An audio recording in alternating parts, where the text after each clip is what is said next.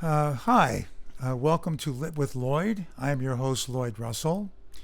I want to give a shout out to KCAT for sponsoring our show. And our guest today is Linda Gunther, who has written 6 novels and 3 children's books, which you can see on the table, along with many short stories and some poetry. So we will find out about that and welcome Linda to the show. Thank you. It's fantastic to be here. Well, let's see if you say that at the end of the interview. Okay. And I'd also like to give a shout out and hear a shout out from your audience members. Audience members? Thank you. Good. Don't be shy. There's no shyness here. Okay, I want to start back at the beginning. Okay. You had a career that was not necessarily writing books. Tell us what the career was and what got you into writing. All right, I'm going to be brutally honest. Please as do. we say in the high-tech world. All right, so I think it's probably over 25 years that I spent in the human resources area. First, as a human resource employee relations rep in a high-tech company. I had lived 7 years in London, came back. I had a master's in psychology, and I was waiting for my teaching credential to be renewed in California because there's a whole process. And I was really fortunate because I had an interview, and one of my friends from there is here today at National Semiconductor, and I got hired as an employee relations rep. And honestly, from there, I decided not to go back to teaching elementary school. And you know why? Because I really like to be involved with both male and female at work. And only being involved, there were mostly females in elementary school at that time. So anyway, I stayed in human resources and then pretty much just progressed from company to company and became an HR leader. And also, I used my teaching chops because I really got into doing a lot of leadership development and training for professional development, basically, for employees. And then I taught in an MBA program for 10 years. And right now, I actually teach at UC Santa Cruz Extension, and I teach human resources excellence. Really? Once or twice a year. Oh, wow. So what led you to write? Right.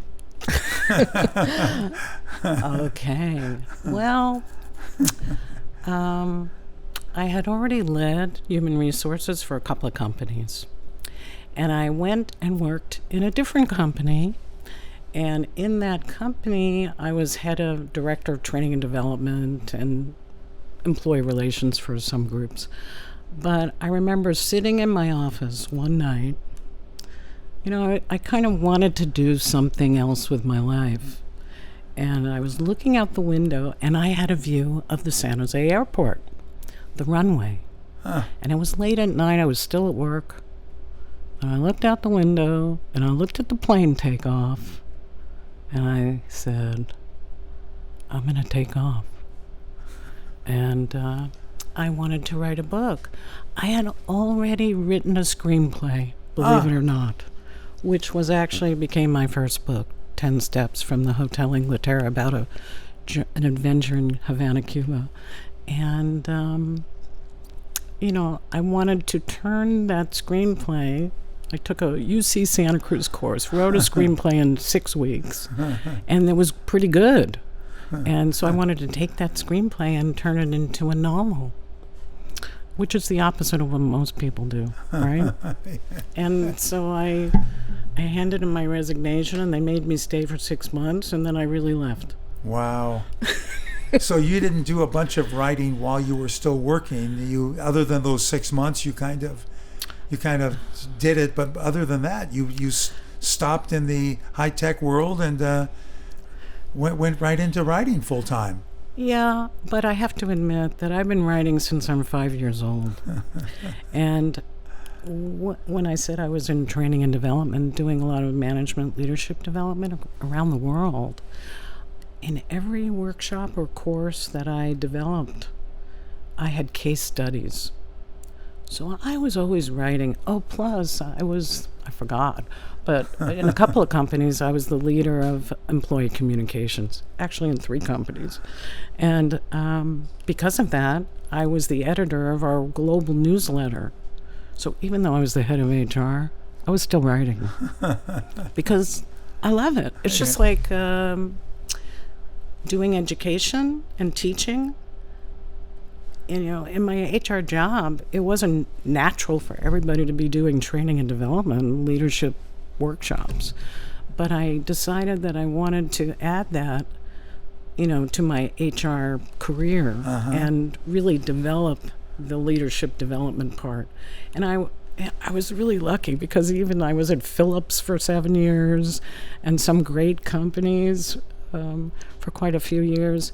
And they really wanted me to do leadership development and, courses on leadership excellence, HR excellence, conducting effective meetings, conflict management, strategic planning. I love that stuff. So when you're doing that, you're always writing. So it wasn't that. I think the big leap was writing creatively. That makes sense. All right, so you took your screenplay and you turned it into the novel. And what did you do after you finished the novel? Did you try to get it published? Oh, yes. But I realized fairly quickly that you could wait years for a publisher to say, okay, we're really interested in your novel. And not only that, but once you say yes or you make a deal, you lose control completely of that book. They might not even do it. They might not even distribute it everywhere. They might not even publicize it.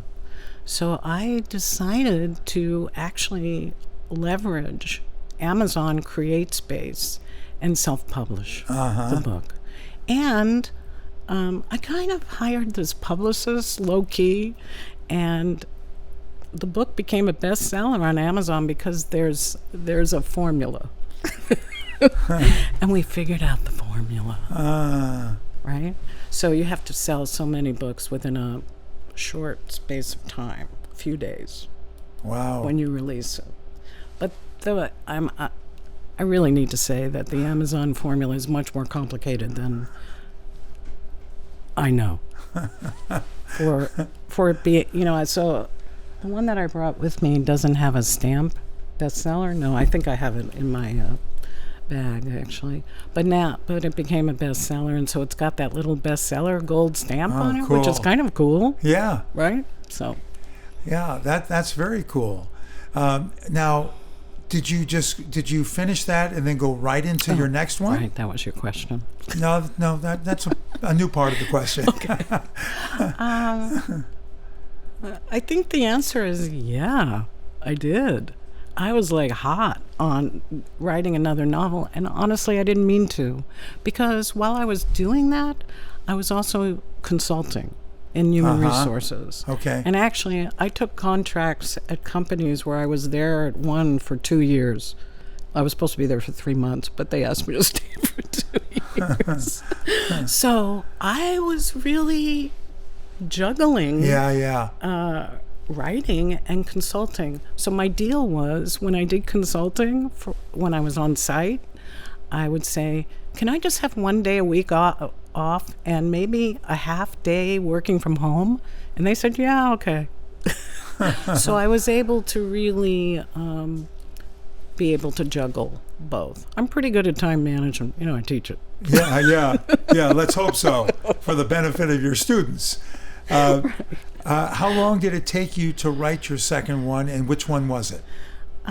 It was Endangered Witness. Okay, Endangered Witness was about a female veterinarian who lives in San Francisco, who is sitting on a date in a hotel restaurant. It was her birthday. And she looks out the window. It's an elevated window down at the street in one of those San Francisco streets that has the old-fashioned street lights. And she thinks she sees an abduction. And maybe even worse. Whoa. From the window. And the restaurant's really quiet. It's like a Sunday night for some reason. And her date is in the restroom, and she looks out the window, and then her life turns upside down. So the germination of that story actually came from my husband and I sitting in that restaurant in San Francisco, looking down at the street, and me saying, I think me or him saying, what if you looked out the window and you saw a murder or an abduction? And I said, wow. There it was. I'm going to do that. And then I love the idea of doing the veterinarian, having the protagonist be a female veterinarian who has all kinds of love problems going on. And, I took it from there, but, there's all kinds of things that come in there. I also used Panama, the jungle, because we had just been to Panama or something, and we were in Costa Rica or in Panama in the jungle. I had been there before. And I set her childhood in Panama in the jungle. And I had some of her love interests from when she was like a teenager show up in San Francisco. So, the story was complicated. Yeah. Yeah. Go ahead. No, and I was going to say, and the cartel was involved. It was juicy. Okay. How long does it take you to typically write a book? I'm going to say average a year. Okay. Complete the whole process. Yeah. Right? So writing the book, editing it, going to critique groups. I belong to a writing critique group the initial writing critique group for the first 2 or 3 years while I was writing the 10 Steps from the Hotel Inglaterra. And then my current critique group, I think I've been in for over 6 years. Wow. Well, it must be fantastic to be a part of that because you want early readers to be able to tell you if there are things that don't quite make sense. Yes, and some people, like Pam and some people in the audience, were actually beta readers for 10 Steps, and I think for Endangered Witness. So, I have beta readers, plus I have my critique group. So I have to say that, in the business world, it's, it feels intimidating sometimes for people to get feedback. Uh-huh. I mean, let's face it. And so, the HR people are always teaching people how it's great to get feedback, and people are going, yeah, right, performance reviews, right.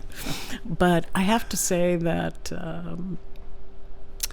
in writing, it's so important, and it's pivotal, and little tiny things that people have to say about a chapter, a paragraph, whatever it is, the storyline, it's like gold. Yeah. Like you make a tiny little change in a paragraph, and it just shifts everything to so much better. It's like exponential. Yeah. The change.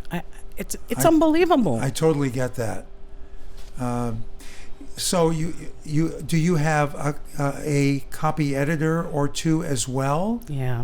So actually, for all of these 6 novels, I've had the same copy editor. Great. That does all the punctuation, all that stuff, right? Like proofreading, but extended, right? Because they're laying out the paragraphing, correcting your dialogue, quotation, everything, right? So I had this wonderful woman who used to work for Putnam Publishing in New York, I think. And she was kind of semi-retired, living in Santa Cruz. And I don't know how I found her. I found her, and she actually was the editor of all my books. Wow. I'm going to say 5 of the 6 novels. Okay. Because the first one was really more hands-on, myself and other people that I knew. Yeah. But the next 5 were professionally edited by, her name is Laurel. She was wonderful. And then she passed away. Ah. You can probably tell from my voice something Yeah, happened. the So- was a giveaway. Well, she passed away, and I didn't know because I haven't written a 7th book yet. And all of a sudden I found out. And actually, right now, I know we're not getting to this yet, but I'm writing my memoir about wow. growing up in the Bronx. Ah, And it's called A Bronx Girl. And I really was going, in fact, Laurel had emailed me and said, "When's your next thing? I want to do it." And I said, "Well, I'm going to have to wait a little bit. It's a memoir. It's like a new thing." So, and then I had to get a new editor. And I found, and she is editing right now as we speak. She's probably home she lives in Las Vegas. And she is editing A Bronx Girl. oh, wow. So you're going to finish the memoir before you do a 7th novel. Yeah. Okay. Yeah. And what's the timing for the memoir? I don't know. I'll wait till I get the edits back and see how extensive it is. And then Yeah. I have to proof it and decide what to accept, what not to accept from her edits. But it's not really about the storyline. It's really going to be more about all the stuff I said about punctuation and more copy editing Yeah. kind of work. Um, So I would, yeah. Okay, so the question is, all right, should I finally go traditional publishing? uh-huh. Or should I go hybrid? You know, now there's hybrid publishing. Or should I self-publish? Uh-huh. Because CreateSpace stopped on Amazon and it went over to Kindle. I don't know if you know this, but... No. And then Kindle didn't do the services that CreateSpace used to do. Fantastic. In fact, I used to teach a junior college course on how to self-publish when CreateSpace was big. You know, when I started writing books. And then they stopped. But now they're kind of restarting some of their services under the Kindle publishing umbrella. So... you know, I'm thinking whether I should do that Yeah. and self-publish. But I have traditional publishers now emailing me. Oh, really? Yeah. Oh, wow. And they want to have meetings. Oh, my gosh. However, who knows? And I haven't had any meetings yet because I've been postponing it because I was really nervous about it because, there were a lot of there were a lot of companies, businesses out there that sort of tell you they're traditional publishing, but when you actually talk with them, it's more like you have to pay. Yeah. And then they're going to Yeah. do this part. You're going to do this part. Yeah, no, It's I not, I you do know, know this- about those companies. Did you ever, or have you ever tried to get an agent? Not Because that's hard, too. Yeah, it's hard. And not seriously. But now, as of this morning, Good timing. I just heard from this kind of agent, semi-publisher in the UK. And he has a literary magazine, actually, that is online and also print twice a year. And he's selected one of my stories that I wrote over a year ago that I submitted a few weeks ago. And he wants to publish it online and also publish it in their print. He chooses which ones to do in the print. But he's also an agent in the UK. And he wants to have a meeting. So, nothing may come of it, but let's do it. My Why dream not? is to just have one of these novels be a film. And I don't need to write the screenplay. Who cares? You already did. Yeah, well, for the first one. Yeah. I think my latest novel, Death is a Great Disguiser, which you have up here, is really the best. I mean, I think it would be a great film. There's a lot of films out there that are not that great. Sure. So I think it would be a good contemporary addition to the film world. Well, on your website, it says that your novels are romantic thrillers. Is that true of all 6 of them? Or have you worked in different genres? I'm not a traditional romance person because the traditional romance writer usually, I don't want to say otherwise, has a happy ending. You know, there's like a happily ever after or happily for now, and the couple kind of stay together, and that's not true. and not it's true sometimes. Sure. But it's not true all the time. Sure. So I fiddle with that a lot. So I fit in romantic suspense, kind of, but honestly, I probably fit more in contemporary fiction. Uh-huh. Right? Yeah. I mean, contemporary suspense, rather than in that romance. So when I go to and I also belong to the Mystery Writers of America, right? And the romance, the Golden Romance State Writers romance, of America, right? yep. And when you go to the meetings, it feels like, well, I don't quite exactly fit, but I do. I just cross genres all the time. So it's romantic suspense, contemporary fiction. You can call it whatever you want. It's your call. The publishers, they're not involved yet, so they can't dictate. The memoir, what makes you decide to do that after writing so many other things? Right.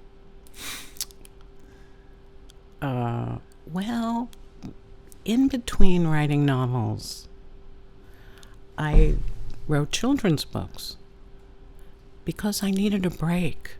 After you write a novel, a really complex, like suspense thriller or whatever, you need to sort of just breathe and also brainstorm what you would do next. That doesn't come so easily.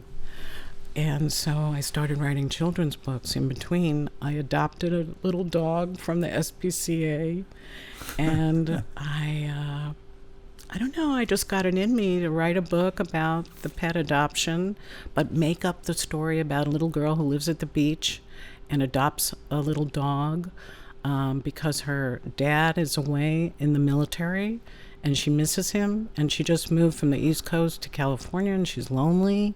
She adopts the dog, and anyway, I called it Toffee and Esmeralda, and it turns out it's all about the adoption process. So in between my novels, I have 3 children's books. And in between my novels, when I'm in my writing critique group, every week you need to come with 1,000 words to read. You could opt out, but I never opt out. Right? Yeah. So what I did was I started writing a memoir story about growing up in the Bronx and flipping on my stoop in the Bronx, in the apartment building, outside, flipping baseball. I used to collect baseball cards. So the story is called My Baseball Card Collection. And I used to flip baseball cards to win baseball cards from other kids.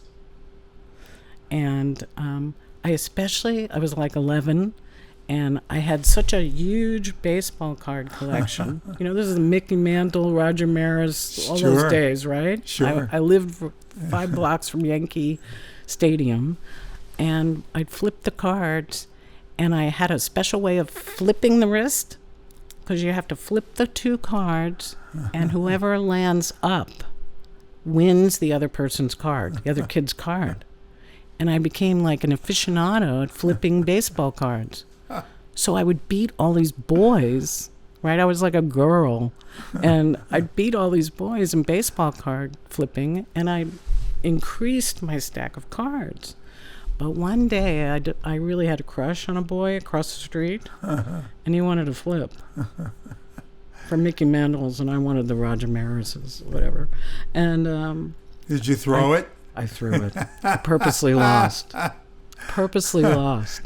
And he's like, how did you lose? You're like the master flipper in the Bronx for a girl. I said, I don't know. I just had a bad day. And then we what became we do for love, huh? what we do. But it was, doing that flipping and having that mastered. I think I wrote in the story at the end of the story, it was the first opportunity to break the glass ceiling. Which you ultimately climbed right through. Sort of. Yeah, it doesn't sound like sort of. We only have a couple minutes left, but tell us about all the short stories that you write. Oh, okay. And that you've also written some poetry. Yeah, I've dabbled in writing some poems. Yeah. Actually, one of them about the Ukraine war. Maybe a couple, actually, about the Ukraine war when it started. And I submitted them and had them published, but I've also been writing all these memoir stories.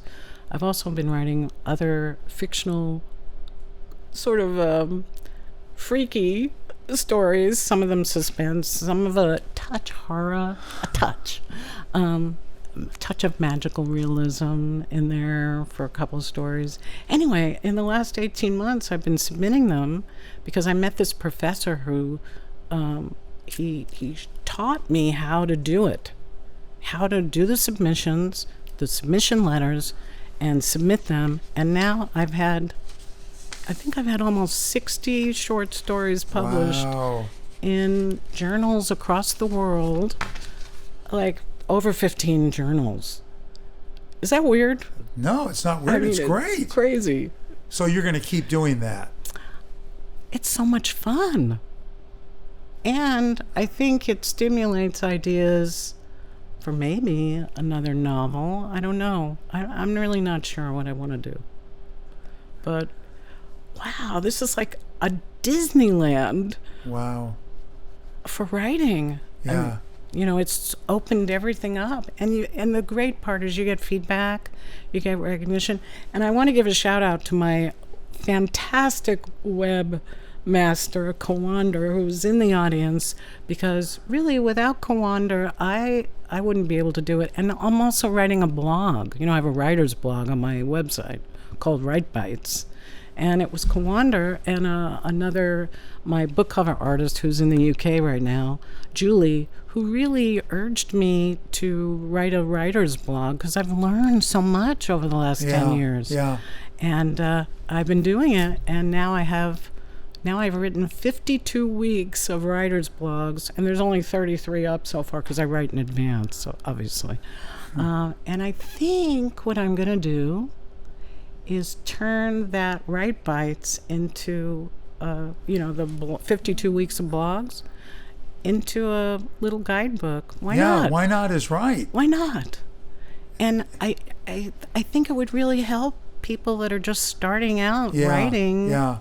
Learning the ropes. It sort of quickens the pace, right? Wow. The process. I think that's fantastic. Well, we're about ready to end the interview. Okay. We are going to be taking questions from the audience. Okay. So we'll do that in just a couple of minutes. All right. And thank you for being on the show. Audience, a big shout out here. And we will get to your questions very soon. Okay, all right. So we are back now to talk, to ask. Let me see if I can say this in English.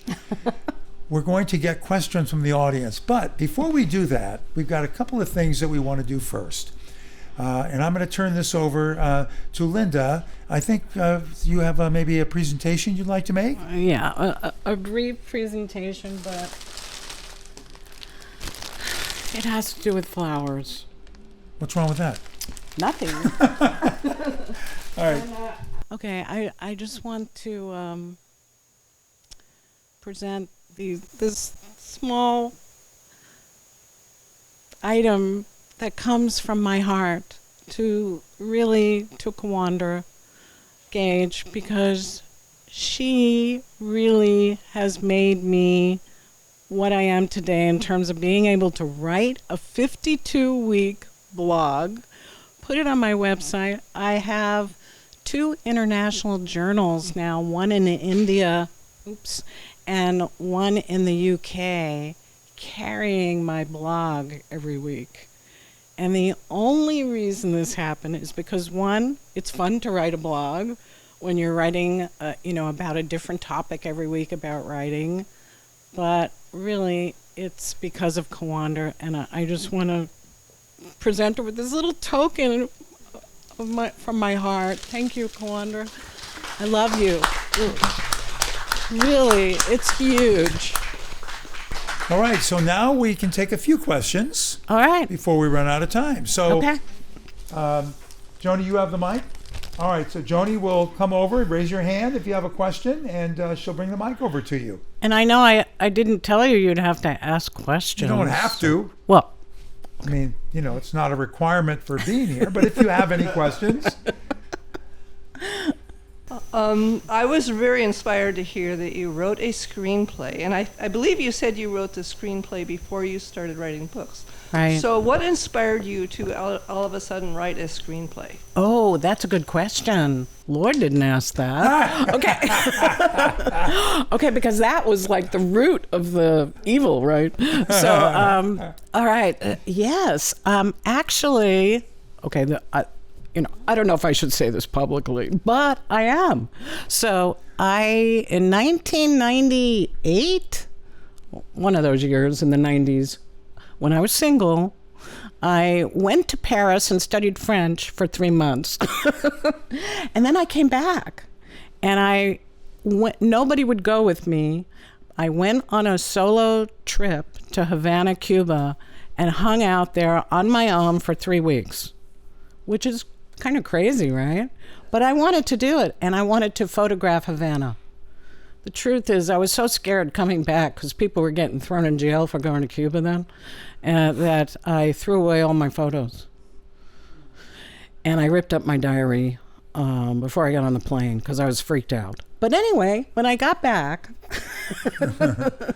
I went and did a UC Santa Cruz Extension course on screenwriting with a very good, well-known screenwriter. And I decided to write, half imaginary story, but half true story called 10 Steps from the Inglaterra about adventure in Havana, Cuba. But I don't know if you all remember this, but you might remember the Alien Gonzalez thing, the little boy that came from Cuba to Florida. Well, I had that in my mind, even though I wasn't involved in anything like that. But the story goes into how this woman decides she's actually getting over her sister's suicide. And years later, she decides to do this Havana trip and go on her own without any guy or anything. And she ends up helping a family reunite in Florida. And I don't want to say more because you're going to read the book, maybe. Anyway, that's how I really decided to do 10 Steps from the Hotel Inglaterra to write the screenplay.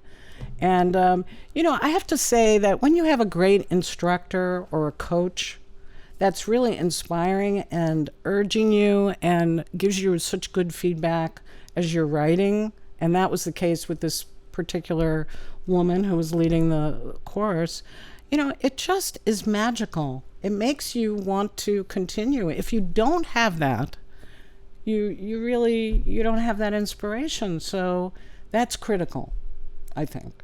And for me, it was magic because it made me write more. Thank you for asking that question. Sure, that was a great story behind that. I'm glad that I asked that question. Crazy. Thank you, Carol.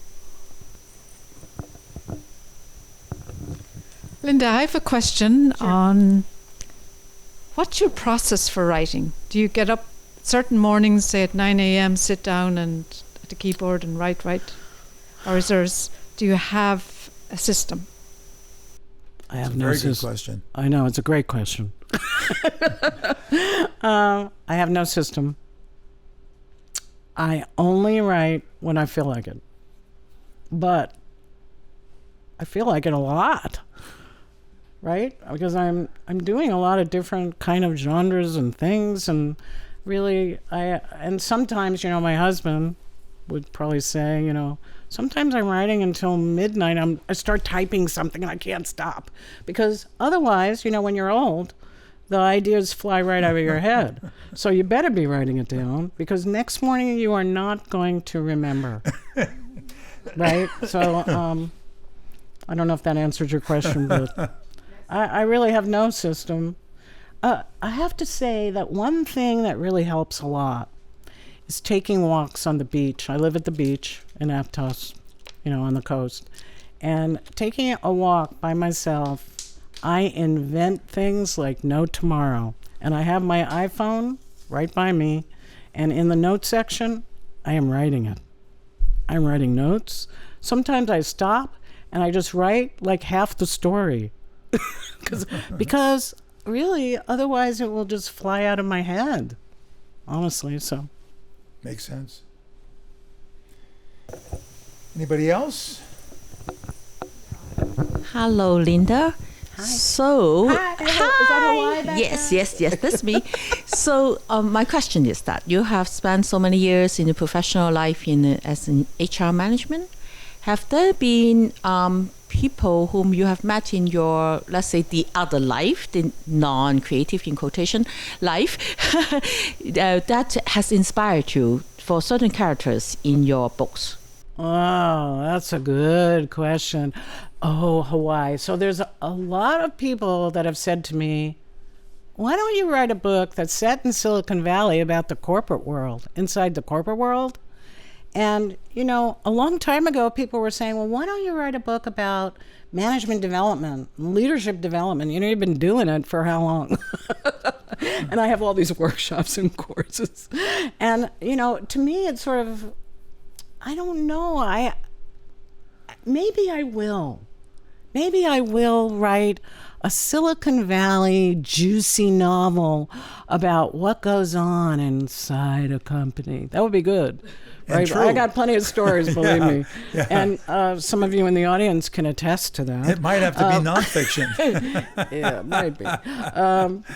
So that's a great question. I think I've been, in a way, either consciously or subconsciously or unconsciously avoiding it. But yes, it is an idea. Time has come. And, Hawaii, I just have to ask you, did you mean nonfiction or fiction?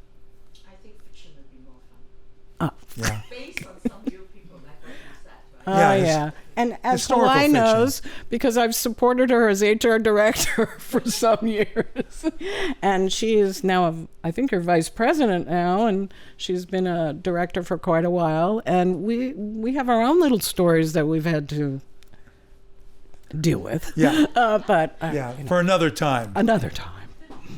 Thanks, Linda. That was great. And now that you're looking back at a very successful career, what was the moment in time that you felt you had the biggest stumbling block? And what was that? Was there a time and place where you went, oh my God, I can't go forward? Okay. And Kelly, right? Sandy. Oh, Sandy. Sandy. I'm sorry, Sandy. I can't see from here because of light. So, Sandy, did you mean in the writing career or the previous? In your writing career. In the writing yes. career. Okay, that's a good question. Oh, well, I mean, to be honest, sometimes I have an existential view of the world. Like, I don't know if it's quite existential. I'm not Camus or Sartre. But, I wake up and I think, wait a minute. Why am I doing this? Why am I writing? What is the point? I know that's crazy, but, sometimes I think I feel that way. How do you get over it?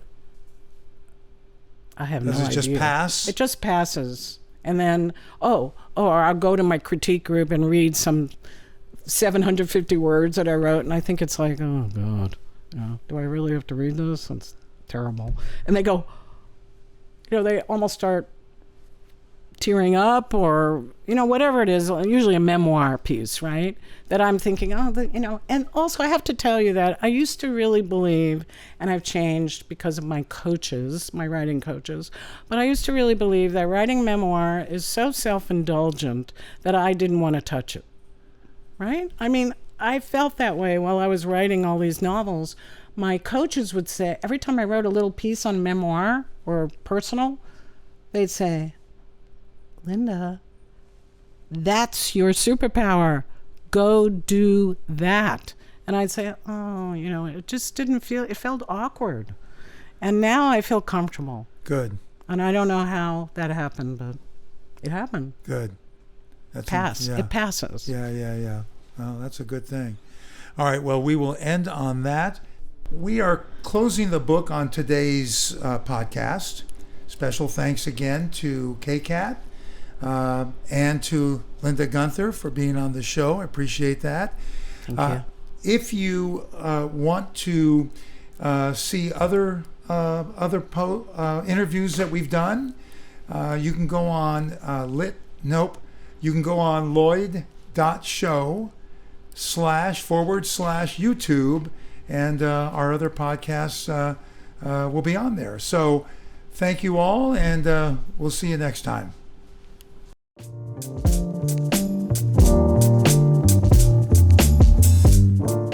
You just heard Lit with Lloyd here on KCAT Radio. Explore all our KCAT original programming at kcat.org/radio.